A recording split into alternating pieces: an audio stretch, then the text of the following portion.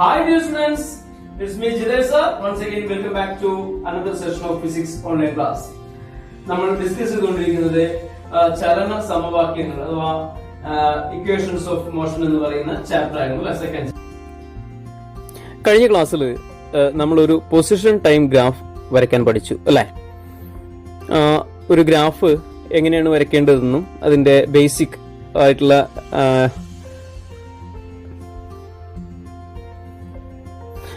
കഴിഞ്ഞ ക്ലാസ്സിൽ നമ്മളൊരു പൊസിഷൻ ടൈം ഗ്രാഫ് വരയ്ക്കാൻ പഠിച്ചു അല്ലേ?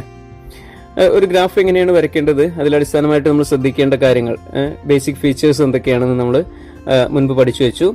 ഒരു പൊസിഷൻ ടൈം ഗ്രാഫ് നമ്മൾ കഴിഞ്ഞ ക്ലാസ്സിൽ വരയ്ക്കുകയും ചെയ്തു അല്ലേ? പൊസിഷൻ ടൈം ഗ്രാഫ് അഥവാ സ്ഥാന സമയ ഗ്രാഫ്. നമുക്ക് മറ്റൊരു സ്ഥാന സമയ ഗ്രാഫ് വരച്ച് നോക്കാം. ഒരു പൊസിഷൻ ടൈം ഗ്രാഫ് വരച്ച് നോക്കാം.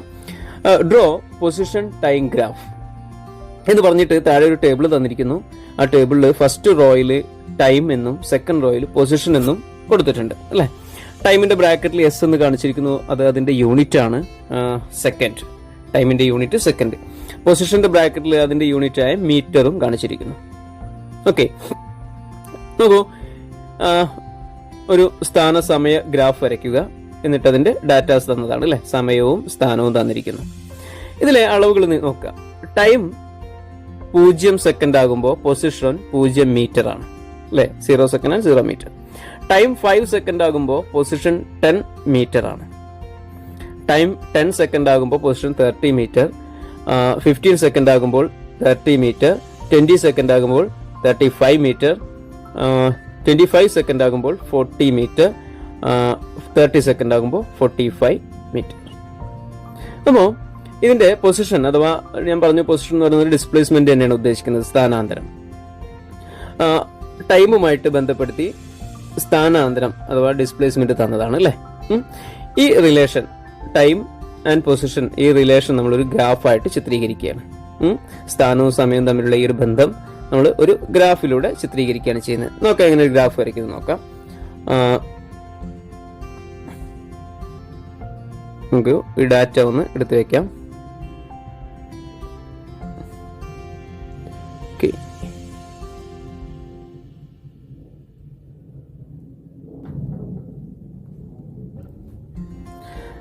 നോക്കൂ, ഇതിൽ നമ്മൾ ഒരു ഗ്രാഫ് വരയ്ക്കുകയാണ്. ഇത് നമ്മുടെ അളവുകളാണ്. ഒരു ഗ്രാഫ് വരയ്ക്കണമെങ്കിൽ ആദ്യം നമുക്ക് വേണ്ടത് എന്താണ്?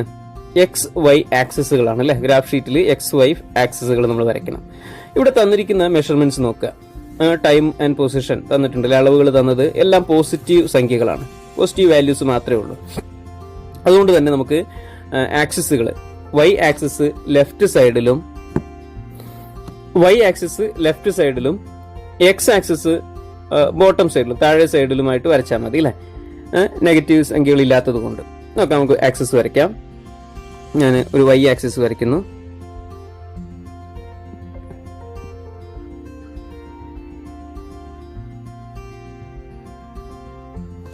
വൈ ആക്സിസ്, അതുപോലെ എക്സ് ആക്സിസും വരയ്ക്കുന്നു.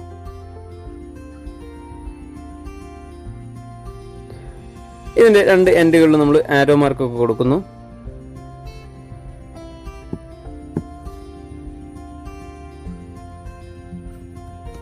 പേര് കൊടുക്കുന്നു. ഇതിന് എക്സ് ഡാഷ്, ഇതിന് വൈ ഡാഷ് അല്ലെ? ഈ എക്സ് ആക്സിസും വൈ ആക്സിസും മീറ്റ് ചെയ്യുന്ന, രണ്ടും കൂട്ടിമുട്ടുന്ന ഈ പോയിന്റിന് നമ്മൾ ഒറിജിൻ എന്നാണ് വിളിക്കുക. ആധാര ബിന്ദു, അതിന് O എന്ന് കൊടുക്കുന്നു. ഇത്രയായി അല്ലെ? ഇനി നമ്മൾ എക്സ് ആക്സിസിൽ എന്താണ് എടുക്കുന്നത്? സമയമാണ് അഥവാ ടൈം. അത് നമ്മളിവിടെ എഴുതി വയ്ക്കുന്നു. ടൈം, അതിന്റെ ബ്രാക്കറ്റിൽ അതിന്റെ യൂണിറ്റും കൂടെ എഴുതി വെക്കുക, മീറ്റർ. വൈ ആക്സിസിൽ നമ്മൾ എന്താണ് എടുക്കുന്നത്? പൊസിഷൻ ആണ് അഥവാ സ്ഥാനം. അത് നമ്മൾ അവിടെ എഴുതി വെക്കുക, പൊസിഷൻ. അതിന്റെ ബ്രാക്കറ്റിൽ അതിന്റെ യൂണിറ്റും കൊടുക്കുക, മീറ്റർ. ഇത് എത്രയാകുമ്പോ ബേസിക് കാര്യങ്ങളായി.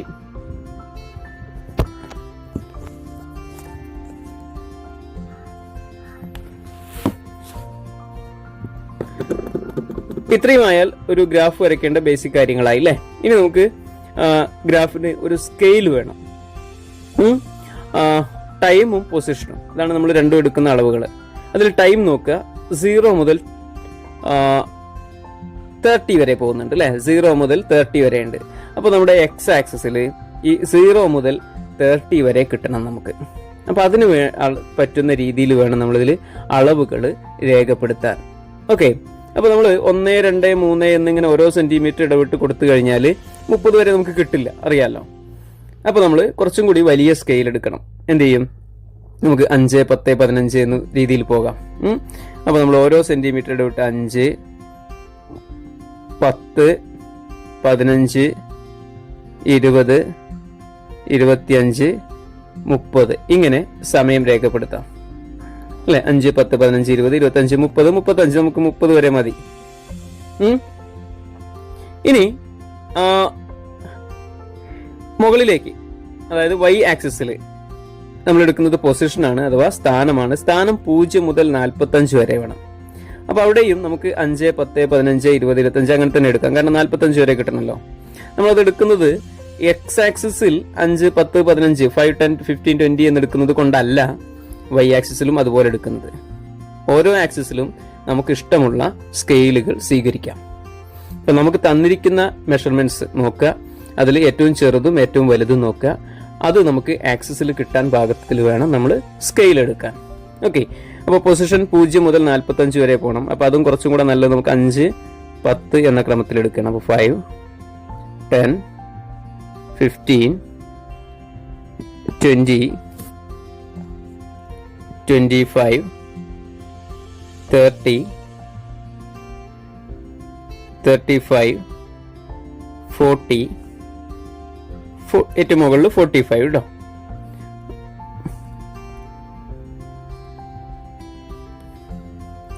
ഇവിടെ 45. ഓക്കെ, ഇനി നോക്കാം, നമുക്ക് ഓരോ വാല്യൂസ് കണ്ടെത്താം. ഇനി നമ്മൾ ഗ്രാഫ് വരയ്ക്കാൻ തുടങ്ങുകയാണ്. നമുക്ക് തന്നിരിക്കുന്ന ടേബിളിൽ നോക്കുക. ടൈം 0 ആകുമ്പോൾ പൊസിഷനും 0. ടൈം എന്ന് പറയുന്നത് എക്സ് ആക്സിസ് ആണ്. എക്സ് ആക്സിസിൽ 0 എന്ന് പറയുന്നത് ഇവിടെയാണ്. y ആക്സിസിലും അതേ സമയത്ത് 0 വേണം, പൊസിഷനും 0 ആവണം. അപ്പോൾ y ആക്സിസിനും 0 വേണം. അപ്പൊ അതും അതേ പോയിന്റ് തന്നെയാണ് അല്ലെ. എക്സും വൈയും 0 ആയിട്ട് വരുന്നത് ഒറിജിൻ ആണ്, ആധാര ബിന്ദുവാണ്. അപ്പൊ അത് നമ്മൾ മെല്ലെ ഇങ്ങനെ മാർക്ക് ചെയ്യുന്നു. നെക്സ്റ്റ് വാല്യൂസ് നോക്കുക. സമയം 5ഉം സ്ഥാനം 10ഉം, 5 and 10 അല്ലെ. 5 and 10. അപ്പോൾ ടൈം 5ൽ നിന്ന് മുകളിലേക്ക് പോയി നോക്കുക. പൊസിഷൻ 10ൽ നിന്ന് റൈറ്റിലേക്കും പോവുക. അത് രണ്ടും കൂടെ മീറ്റ് ചെയ്യുന്ന പോയിന്റാണ് നമുക്ക് വേണ്ട 5, 10 എന്ന് പറയുന്ന പോയിന്റ്. അപ്പോൾ ആ പോയിന്റ് നമ്മൾ ഇവിടെ മാർക്ക് ചെയ്യുന്നു. ഓക്കെ, ഈ വര നമ്മൾ വരയ്ക്കണമെന്നില്ല. പെൻസിൽ ഉപയോഗിച്ച് നേരിയ രീതിയിൽ വരച്ചാലും കുഴപ്പമൊന്നുമില്ല. നൈസായിട്ട് വരയ്ക്കുകയാണെങ്കിൽ വളരെ നൈസായിട്ട് വരയ്ക്കണം. അത് വരയ്ക്കാതിരിക്കുന്നത് ഗ്രാഫ് ഷീറ്റ് ആയതുകൊണ്ട് വരയ്ക്കേണ്ട ആവശ്യം വരുന്നില്ല. നമുക്കത് ലൈനിലൂടെ നോക്കിയാലും മതി അല്ലേ. ഓക്കെ, അപ്പോൾ രണ്ടാമത്തെ പോയിന്റ് കിട്ടി. ഇനി മൂന്നാമത്തെ പോയിന്റ് എത്രയാണ്? ടൈം 10ഉം പൊസിഷൻ 30യുമാണ്. ടൈം 10ഉം പൊസിഷൻ 30യുമാണ് അല്ലേ. അപ്പോൾ സമയം 10ൽ നിന്ന് മുകളിലേക്ക് നോക്കുക. ടൈം ഇതാണ് 10, അവിടുന്ന് മുകളിലേക്ക് പോവുക. ആ സമയത്ത് പൊസിഷൻ എത്രയാണ്? 30ആണ്. 30ൽ നിന്ന് റൈറ്റിലേക്ക് വന്നുക. അപ്പോൾ രണ്ടും കൂടെ കൂട്ടിമുട്ടുന്ന പോയിന്റ് കിട്ടും. ആ പോയിന്റാണ് നമ്മൾ മാർക്ക് ചെയ്യേണ്ടത്. മാർക്ക് ചെയ്തു കണ്ടോ? ഓക്കെ, അടുത്തത് 15:30. ഇപ്പോൾ 15:30 എന്ന് പറയുന്നത് ടൈമിൽ ആക്സിസിൽ, അതായത് എക്സ് ആക്സിസിൽ 15 നോക്കുക.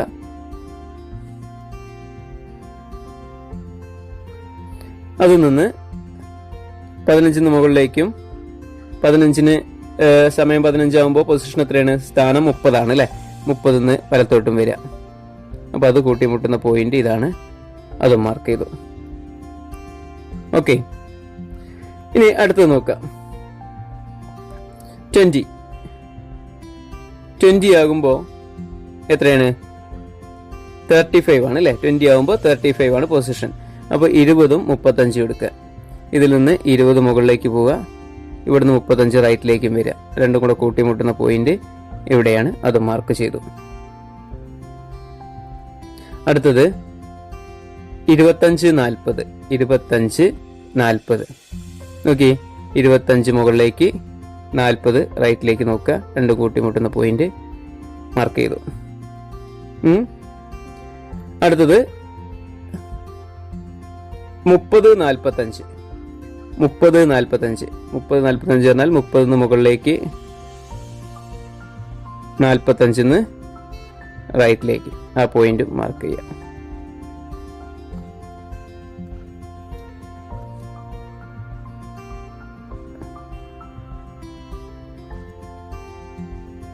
ഓക്കെ, ഇങ്ങനെ നമുക്ക് തന്നിരിക്കുന്ന ടേബിളിലെ എല്ലാ പോയിന്റുകളും ഇപ്പൊ നമ്മൾ മാർക്ക് ചെയ്തു അല്ലെ. സമയത്തിന് അനുസരിച്ചുള്ള പൊസിഷൻ ഏതാ നോക്കിയിട്ട്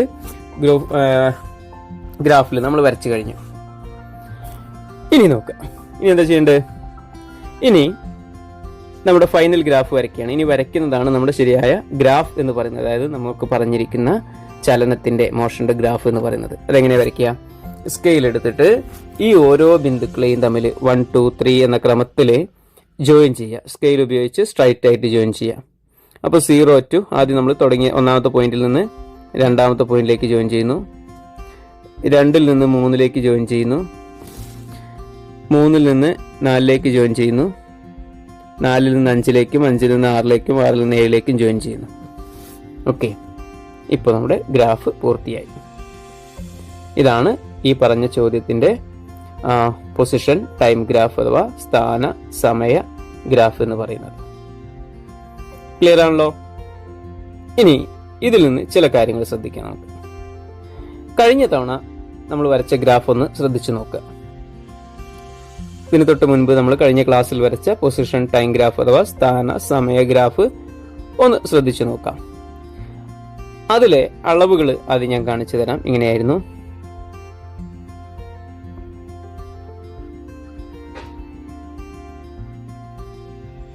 ഇതായിരുന്നു അന്ന് വരച്ച ഗ്രാഫ് കേട്ടോ.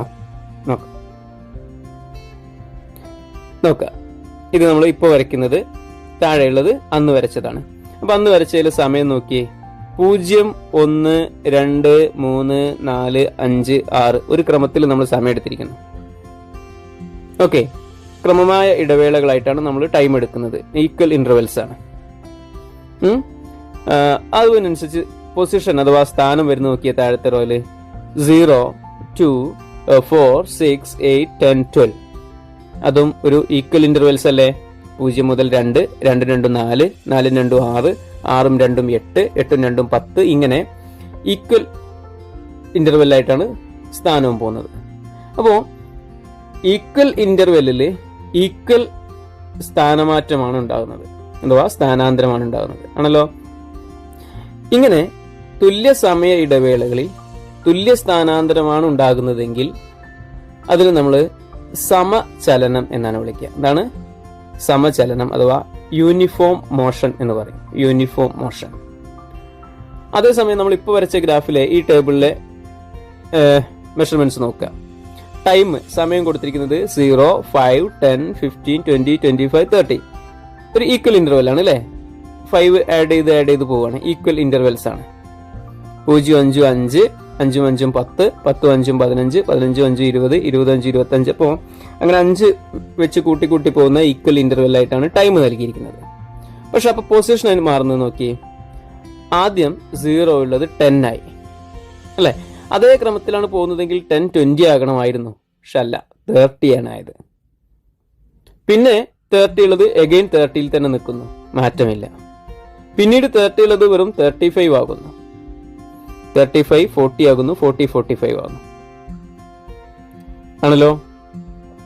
അപ്പോ ഇന്ന് എന്ത് മനസ്സിലായി? ഈക്വൽ ടൈം ഇന്റർവെല്ലില് നൽകിയിരിക്കുന്ന ഡിസ്പ്ലേസ്മെന്റ് പക്ഷേ ഈക്വൽ അല്ല അല്ലെ.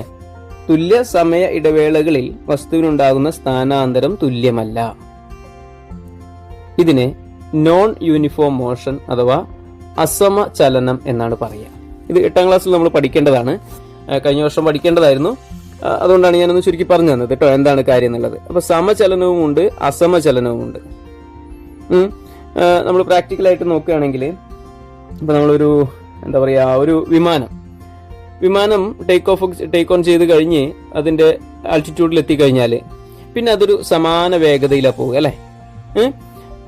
ആദ്യത്തെ ഒരു സെക്കൻഡിൽ എത്ര ദൂരമാണോ സഞ്ചരിച്ച് അത്രയും ദൂരം തന്നെ അടുത്ത സെക്കൻഡിൽ ഉണ്ടാവുക, അടുത്ത സെക്കൻഡിൽ അതേ തന്നെയാവും. പക്ഷേ യാത്ര തുടങ്ങുന്ന സമയത്ത് അങ്ങനെയല്ല. തുടങ്ങുന്ന സമയത്ത് സ്ലോലി ഇങ്ങനെ തുടങ്ങി വേഗത കൂടി വരിക. അപ്പൊ നമ്മൾ ആദ്യത്തെ 1 സെക്കൻഡിൽ എത്ര ദൂരം സഞ്ചരിച്ചോ അതിനേക്കാൾ കൂടുതലായിരിക്കും അടുത്തൊരു സെക്കൻഡില്, അതിനേക്കാൾ കൂടുതലായിരിക്കും അടുത്തൊരു സെക്കൻഡില്. അങ്ങനെ ഓരോ സെക്കൻഡിലും ഉണ്ടാകുന്ന ഡിസ്റ്റൻസ് എന്ന് പറയുന്നത് വ്യത്യാസം വരും അല്ലെ, സ്റ്റാർട്ട് ചെയ്യുന്ന സമയത്ത്. അതുപോലെ തന്നെ എൻഡ് ചെയ്യുന്ന ഒരു ടേക്ക് ഓഫ് ചെയ്യുന്ന സമയത്തോ അത് സ്റ്റോപ്പ് ചെയ്യുന്ന സമയത്തും ആണല്ലോ. അപ്പോ ഈ സ്റ്റാർട്ട് ചെയ്യുന്ന സമയത്തും സ്റ്റോപ്പ് ചെയ്യുന്ന സമയത്തും വിമാനത്തിന്റെ ചലനം എന്ന് പറയുന്നത് സമചലനമല്ല, അത് അസമചലനമാണ്, അതായത് നോൺ യൂണിഫോം മോഷനാണ്. എന്നാൽ അത് ആൾട്ടിറ്റ്യൂഡിൽ നമ്മൾ പാരലായിട്ട് ഫ്ലൈ ചെയ്യുമ്പോൾ അതിൻ്റെത് യൂണിഫോം മോഷനാണ്, അഥവാ ഇത് സമചലനമാണ്. അപ്പോൾ മനസ്സിലായിട്ടുണ്ടാവും വിചാരിക്കുന്നു സമചലനവും അസമചലനവും എന്താണെന്ന്. അപ്പോൾ അത് എന്താണെന്ന് നിങ്ങൾക്ക് ഈ വർഷം പരീക്ഷയ്ക്ക് ചോദിക്കില്ല, അത് 8ാം ക്ലാസ്സിലെ ടോപ്പിക് ആയിരുന്നു. നമ്മളിപ്പോൾ മനസ്സിലാക്കേണ്ടത് ഗ്രാഫുമായിട്ട് ബന്ധപ്പെട്ടൊരു കാര്യമാണ്. എന്താണ്? കഴിഞ്ഞ തവണ നമ്മൾ വരച്ച ഗ്രാഫ് നിങ്ങൾ ശ്രദ്ധിച്ചോ? ആ ഗ്രാഫ് ഇങ്ങനെയായിരുന്നു. നോക്കാം ഏകദേശം കേട്ടോ. ഒരു ഗ്രാഫ് വരയ്ക്കുന്നതല്ല ഞാൻ, അതിന്റെ ഒരു സ്ട്രക്ചർ മാത്രമാണ്, രൂപം മാത്രമാണ് കാണിക്കുന്നത്.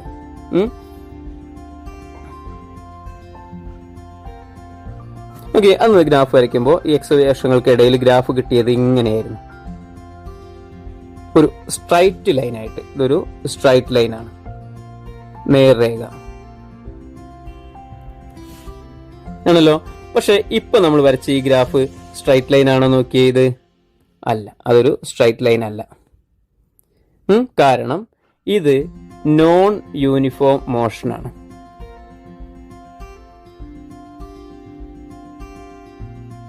അതായത് നോൺ യൂണിഫോം മോഷൻ എന്ന് പറഞ്ഞാൽ എന്താണ്? അസമചലനം. ഇത് ഗ്രാഫിൽ എഴുതിയേക്കരുത് കേട്ടോ, ഇത് ഞാൻ പറഞ്ഞു തരുന്നതാണ്. ഗ്രാഫ് വരച്ചു കഴിഞ്ഞാൽ പിന്നെ അതിലൊന്നും ചെയ്യരുത്. ഇത് ഞാൻ നിങ്ങൾക്ക് മറ്റൊരു കാര്യം പറഞ്ഞു തരുന്നതാണ്, ശ്രദ്ധിക്കുക. ഇവിടെ നമുക്ക് കിട്ടിയത് സ്ട്രൈറ്റ് ലൈൻ ആണ്, അഥവാ നേർരേഖയാണ്. കഴിഞ്ഞ തവണ വരച്ചത് ഇതുപോലെയാണ്. ഇത് സമചലനത്തിന്റെ ഗ്രാഫാണ്, സമചലനം അഥവാ യൂണിഫോം മോഷൻ.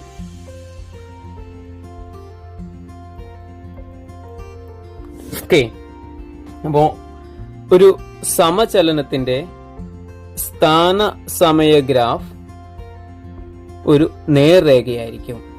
എന്നാൽ അസമചലനത്തിന്റെ സമയ സ്ഥാന ഗ്രാഫ് നേർരേഖയായിരിക്കില്ല. Okay, graph of a uniform position time graph of a uniform motion is a straight line, but the position time graph of a non-uniform motion is not a straight line. Is it clear? Okay, ഇതാണ് സമചലനവും അസമചലനത്തിന്റെ ഗ്രാഫുകൾ തമ്മിലുള്ള മാറ്റം എന്ന് പറയുന്നത്. ഇനി മറ്റൊരു കാര്യത്തിലേക്ക് പോകാം. ഒരു ഗ്രാഫ്, ഒരു സെക്കൻഡ്, നമുക്കിതൊക്കെ ഒഴിവാക്കാം. ഒരു ഗ്രാഫിൽ നിന്ന് നമ്മളിപ്പോൾ വരച്ചിരിക്കുന്ന ഏതുതരം ഗ്രാഫാണ്? പൊസിഷൻ ടൈം ഗ്രാഫാണ് അല്ലെ. നമ്മൾ വരച്ചിരിക്കുന്നത് പൊസിഷൻ ടൈം ഗ്രാഫാണ്. ഈ പൊസിഷൻ ടൈം ഗ്രാഫിൽ നിന്ന് നമുക്ക് ഏത് സമയത്തിലുള്ള പൊസിഷൻ വേണമെങ്കിലും നമുക്ക് കാണാൻ പറ്റും. ഫോർ എക്സാമ്പിൾ, നിങ്ങളിത് ചോദിക്കുകയാണ്,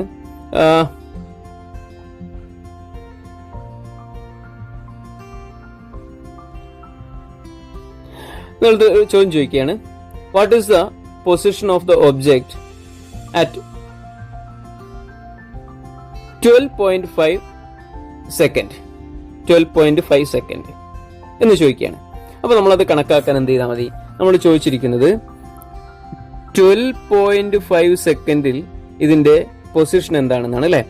ഈ വസ്തുവിന്റെ 12.5 സെക്കൻഡിലുള്ള സ്ഥാനാന്തരം എത്ര എന്ന് ചോദിച്ചു എന്ന് വിചാരിക്കുക. സ്ഥാനാന്തരം അഥവാ ഡിസ്പ്ലേസ്മെന്റ്. ഓക്കെ, അപ്പൊ നമ്മൾ എന്താ ചെയ്യേണ്ടത് വെച്ചാൽ ടൈം ആക്സിസിൽ 12.5 എവിടെ നോക്കുക. നോക്കൂ, 10 ഇവിടെയാണ്, 15 ഇതുമാണ്. അപ്പോ 12.5 എന്ന് പറയുന്നത് 10ന്റെയും 12ന്റെയും മധ്യബിന്ദുവാണ്, ഇവിടെയാണ്. അപ്പൊ നമ്മൾ എന്ത് ചെയ്യണം? അവിടെ നിന്ന് നോക്കണം. 12.5 എന്ന് പറയുന്നത് ഇതാണ്. അവിടെ നിന്ന് നമ്മൾ നേരെ മുകളിലേക്ക് നോക്കി നോക്കുക എവിടെയാണെന്ന്. ആ ഗ്രാഫ് എവിടെയാണ് കൂട്ടിമുട്ട് നോക്കുക. ഇവിടെയല്ല കൂട്ടിമുട്ടുന്നത്, അവിടെ നേരെ ലെഫ്റ്റിലേക്കും പോയി നോക്കുക എത്രയാണ് 30 ആണ്. അപ്പൊ നമ്മൾ പറയും 12.5 സെക്കൻഡിൽ സ്ഥാനാന്തരം അഥവാ ഡിസ്പ്ലേസ്മെന്റ് എത്രയാണ്? 30 മീറ്റർ ആണ് എന്ന് പറയും. ഇങ്ങനെ പൊസിഷൻ ടൈം ഗ്രാഫിൽ നിന്ന് നമുക്ക് ഡിസ്പ്ലേസ്മെന്റ് കാൽക്കുലേറ്റ് ചെയ്യാൻ പറ്റും. we can find the displacement of the object from a position time graph. ഒരു സ്ഥാന സമയ ഗ്രാഫിൽ നിന്നും വസ്തുവിന്റെ സ്ഥാനാന്തരം മനസ്സിലാക്കാൻ സാധിക്കും. ഓക്കെ, മറ്റൊരു ഉദാഹരണം നോക്കാം. ഇതേ ഗ്രാഫിൽ നിന്ന് നമ്മളോട് ചോദിക്കുകയാണ് 7.5 7.5 സെക്കൻഡിൽ എത്രയാണെന്നുള്ളത്, സ്ഥാനാന്തരം എത്രയാണെന്ന് ചോദിക്കുന്നു. What is the displacement at 7.5 second? അപ്പൊ നമ്മൾ 7.5 അത് എവിടെയാണെന്ന് മനസ്സിലാക്കണം. നോക്കൂ, 5നും 10നും മിഡിൽ പോയിന്റ് ആണ് 7.5 അല്ലേ? അപ്പോൾ 5 എന്ന് പറയുന്നത് ഇതാണ്, 10 എന്ന് പറയുന്നത് ഇതുമാണ്. അപ്പൊ അതിന്റെ മിഡ് പോയിന്റ് ആയ ഇതാണ് 7.5. ഓക്കെ, ഇതാണ് 7.5. അപ്പൊ ആ 7.5 നമ്മൾ ഇങ്ങനെ മുകളിലേക്ക് പോയി നോക്കുക, എവിടെയാണ് അത് ഗ്രാഫുമായിട്ട് കൂട്ടിമുട്ടുന്നത്? ഇവിടെ അല്ലേ? ആ കൂട്ടിമുട്ടുന്നവിടെ ഇങ്ങോട്ട് പോരുക, അത് 20 ആണ് അല്ലേ? ഇത് 20 ആണ്. അപ്പൊ നമ്മൾ പറയും അറ്റ് 7.5 സെക്കൻഡിൽ സ്ഥാനാന്തരം എത്രയാണ് അഥവാ ഡിസ്പ്ലേസ്മെന്റ്? സ്ഥാനാന്തരം അഥവാ ഡിസ്പ്ലേസ്മെന്റ് 20 മീറ്റർ ആണ്. ഓക്കെ, വൺ മോർ എക്സാമ്പിൾ നോക്കാം. What is the displacement at 22.5 second? 22.5 second. 22.5 സെക്കൻഡിൽ എത്രയാണ് സ്ഥാനാന്തരം എന്ന് ചോദിക്കുന്നത്. What is the displacement in 22.5 second? അപ്പൊ നമ്മൾ ആദ്യം 22.5 സെക്കൻഡ് കാണാം അല്ലെ? 20 ഇവിടെയാണ്, 25 ഇവിടെയാണ്. അപ്പൊ അതിന്റെ മിഡ് പോയിന്റ് ആണ് 22.5 എന്ന് പറയുന്നത്. അപ്പൊ ഈ 22.5 എന്ന് മുകളിലേക്ക് ഇങ്ങനെ പോയി നോക്കുമ്പോൾ അത് ഗ്രാഫുമായിട്ട് കൂട്ടിമുട്ടും. ആ കൂട്ടിമുട്ടുന്ന പോയിന്റിൽ നിന്ന് ഇങ്ങനെ പൊസിഷൻ ആക്സിസിലേക്ക് വരിക. എത്രയിലാണ് നോക്കും അല്ലെ? 35ന്റെയും 40ന്റെയും മിഡ് പോയിന്റ് ആണ്. 35ന്റെയും 40ന്റെയും മധ്യബിന്ദു. 35ന്റെയും 40ന്റെയും മധ്യബിന്ദു എത്രയാണ്? 37.5. അപ്പൊ 22.5 സെക്കൻഡിൽ ഡിസ്പ്ലേസ്മെന്റ് എന്ന് പറയുന്നത് എത്രയാണ്? 37.5 മീറ്റർ ആണ്. ഇങ്ങനെ സ്ഥാന സമയ ഗ്രാഫിൽ നിന്ന് നമുക്ക് എന്ത് കാണാൻ പറ്റും? ഓരോ സമയത്തുമുള്ള സ്ഥാനാന്തരം കാണാൻ സാധിക്കും എന്ന് മനസ്സിലായില്ലേ? We can find the displacement of the object from a position time graph. Okay, clear ആണല്ലോ? എല്ലാവർക്കും മനസ്സിലായിട്ടുണ്ടാവും വിചാരിക്കുന്നു. പൊസിഷൻ ടൈം ഗ്രാഫ് എന്താണെന്നും അതിന്റെ ഉപയോഗം എന്താണെന്നൊക്കെ എല്ലാവർക്കും മനസ്സിലായിട്ടുണ്ടാവും വിചാരിക്കുന്നു. അത് വരയ്ക്കാനും എല്ലാവർക്കും ക്ലിയർ ആയിട്ടുണ്ടായിരിക്കണം. അപ്പോൾ ഇന്നത്തെ ക്ലാസ് ഇത്രയും മതി. ബാക്കി നമുക്ക് നെക്സ്റ്റ് ക്ലാസ്സിലാക്കാം. Okay, thank you, bye by.